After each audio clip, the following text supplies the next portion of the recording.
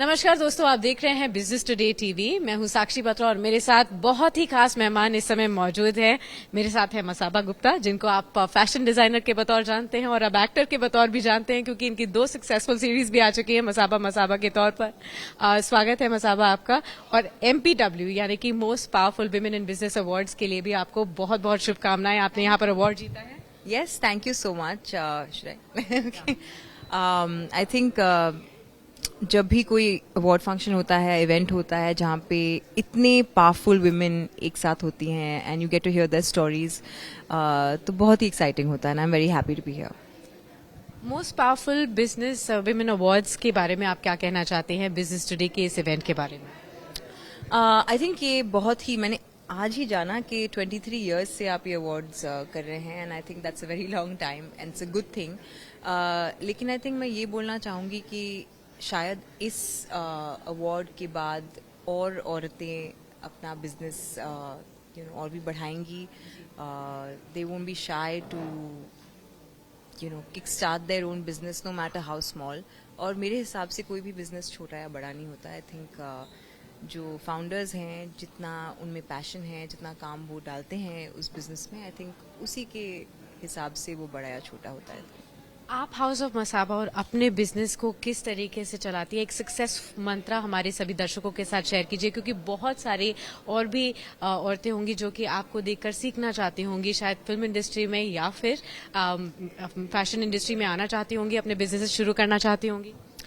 I think मेरी एक ही philosophy है बिजनेस रन करने के लिए कि आप जो भी करो अकाउंटेबिलिटी होनी चाहिए। तो आई थिंक या तो मैं या फिर मेरे एम्प्लॉयज़ जिनके साथ मैं काम करती हूँ, आई थिंक उनको अकाउंटेबल होना चाहिए, उन्हें रिस्पॉन्सिबल होना चाहिए। एंड आई थिंक मैं यही उनको बोलती हूँ कि आप जो भी करो, गलती भी हो या सही चीज़ हो, आप उसकी रिस्पॉन्सिबिलिटी लीजिए, ताकि अगर हर एक इंसान अपनी अपनी जगह पर रिस्पॉन्सिबिलिटी लेगा तो फिर ही बिजनेस आगे बढ़ सकता है। And I think that's my only फंडा। तो अब हम बिजनेस में और क्या एक्सपेक्ट कर सकते हैं आपसे, और क्या नया हो सकता है हाउस ऑफ मसाबा के जरिए? हाउस ऑफ मसाबा के ज़रिए अब तो बहुत कुछ होना है, लेकिन फॉर नाउ हम काफ़ी सारे स्टोर्स खोल रहे हैं। रिटेल एक्सपेंशन एक बहुत ही इम्पॉर्टेंट पार्ट है हमारे बिजनेस का इस वक्त। और अदरवाइज़ मेरी जो ब्यूटी ब्रांड है, जो मैंने स्टार्ट किया है, 7-8 महीने की छोटा सा बेबी है, और वो एक्सपैंड करने की कोशिश है। तो इस पूरी इंडस्ट्री के बारे में थोड़ा बताइए। जो ब्यूटी इंडस्ट्री में आपने एंटर किया है, यहाँ पर कितना बड़ा स्कोप है आगे जाते हुए इंडिया में, खासतौर पर एज अ मार्केट बढ़ने के लिए? मैं हमेशा ये चाहती हूँ कि इंडियन मेकअप ब्रांड्स यूज़ करें। और मैं ये भी बोलना चाहूँगी कि काफ़ी बार हम ये सोचते हैं कि शायद उनकी क्वालिटी अच्छी नहीं होगी, या फिर हमें जब हम बाहर जाते हैं तभी ही हम मेकअप की शॉपिंग करेंगे, या इंटरनेशनल ब्रांड्स खरीदेंगे, या कम खरीदेंगे, महंगे ब्रांड्स खरीदेंगे। आई थिंक कि अगर इंडियंस को अपने खुद के होम ग्रोन ब्रांड्स में थोड़ा और फेथ हो तो बहुत अच्छी बात होगी।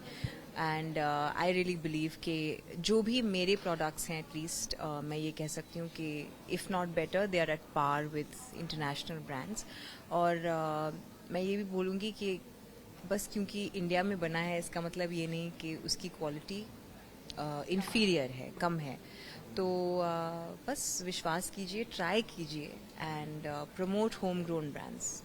प्रमोट करना चाहिए होम ग्रोन ब्रांड्स को। लेकिन इसी बात पे मैं आपसे जानना चाह रही थी कि इतना समय क्यों लगा? जब हम बाहर के देशों में देखते हैं सेलिब्रिटीज लेकर आते हैं अपने ब्यूटी ब्रांड्स, वो कितने सदियों से अपने फ्रेग्रेंस ब्रांड्स, ब्यूटी ब्रांड्स लेकर आ रहे हैं। इंडिया में इतना डिले क्यों हो रहा है? अब धीरे धीरे जाके थोड़े थोड़े सेलिब्रिटीज अपना लॉन्च कर रहे हैं, लेकिन इतना देर क्यों? आई थिंक इंडिया, वैसे मैं ये मानती हूँ कि हमारी जो कंट्री है वो कोई भी ट्रेंड्स या ग्लोबल चीज़ों से टच में नहीं रहती, और ये अच्छी बात भी है, क्योंकि हम अपने खुद की तरह से फंक्शन करते हैं। और ये बहुत अच्छी बात है, क्योंकि हम इतनी बड़ी कंट्री हैं, यहाँ पे इतने सारे लोग हैं, इतने डाइवर्स कल्चर्स हैं कि हम अपने आप में भी खुश हैं, और वे very self contained in that sense. लेकिन आई थिंक कि लोगों ने देखा, इंडिया में सेलिब्रिटीज़ ने देखा कि इंटरनेशनली कितने अच्छे ब्रांड्स बिल्ड हो रहे हैं। काफ़ी ब्रांड्स को बहुत ही हाई वैल्यूएशंस मिल रहे हैं, फंडिंग मिल रही है। तो आई थिंक मार्केट सिचुएशन भी बेटर हो गई है इंडिया में, इसलिए शायद सेलिब्रिटीज़ और एंटरप्रेन्योर्स को ज़्यादा कॉन्फिडेंस आया है कि वो भी अपना ब्रांड चालू करें। लेकिन मैं ये मानती हूँ कि सेलिब्रिटी होने से आपका ब्रांड सिर्फ सेलिब्रिटी होने से आपका ब्रांड सक्सेसफुल नहीं हो सकता। प्रोडक्ट्स भी अच्छे होने चाहिए, pricing has to be thought through, retail distribution बहुत इंपॉर्टेंट है। तो बस क्योंकि आप फेमस हो तो ये नहीं कि आपका ब्रांड बहुत अच्छा करेगा। आई थिंक शुरुआत अच्छी हो सकती है अगर आप सेलिब्रिटी हैं, बट उसके बाद आपको प्रोडक्ट को प्रूव करना पड़ेगा। जी, आपने सही कहा। एक तो होम ग्रोन ब्रांड्स को प्रमोट करने की भारत में बात हो रही है, जैसे कि आपने बताया, लेकिन कुछ home grown brands international level पर भी स्केल अप हो सकें, और इस कदर की जितने ज्यादा पॉपुलर इंटरनेशनल ब्रांड्स भारत में हैं, उतने ही ज्यादा पॉपुलर इंडियन ब्रांड्स बाकी देशों में भी हों, उसके लिए क्या कुछ करना पड़ेगा? आई थिंक हमें कॉन्फिडेंस बहुत ज़रूरी है, क्योंकि हमें भी लगता है कभी कभी कि हम बहुत सारे इतने सारे इंटरनेशनल ब्रांड्स के हम कैसे उनकी टक्कर में आ सकते हैं। लेकिन आई थिंक हमें इंटरनेशनल एक्सपेंशन पे फोकस करना चाहिए। Not just international, not just I would say foreigners, but Indians living abroad, इतना बड़ा डायस्पोरा है वहाँ पे, उन्हें टारगेट करना चाहिए। और आई थिंक हमारी कोशिश ये होनी चाहिए कि हम सिर्फ यहीं पे इसी मार्केट में खुश ना रहें। आई थिंक हम कंटेंट बहुत जल्दी हो जाते हैं, हमें बाहर जाके अपना थोड़ा फोकस करना चाहिए कि हम अपना रिटेल एक्सपेंशन कैसे करें और वो कैसे बढ़ाएं। आखिर में मैं आपसे मसाबा के बारे में भी जानना चाहती हूँ, क्योंकि बहुत सारे फैंस ने बहुत पसंद किया है आपकी एक्टिंग को। क्या आप ये जानते थे पहले से ही कि आप इतने फेमस एक्टर बन जाओगे और इतना सक्सेसफुल आपका ये शो होगा, और अगला सीजन कब आ रहा है? अगर मुझे पता होता कि मैं इतनी सक्सेसफुल सीरीज में होंगी और एक्टर बनूंगी तो मैं बाकी कुछ कभी नहीं करती। लेकिन मुझे दोनों चीज़ों से, एंटरप्रेन्योरशिप से और एक्टिंग से बहुत मिला है, बहुत कुछ मिला है। और आई थिंक अगली सीरीज़ कब आ रही है ये तो मैं नहीं बता सकती, लेकिन मैं ये बोल सकती हूँ कि मैं बहुत सारा काम as an actor fiction space में और रियलिटी स्पेस दोनों में करूँ।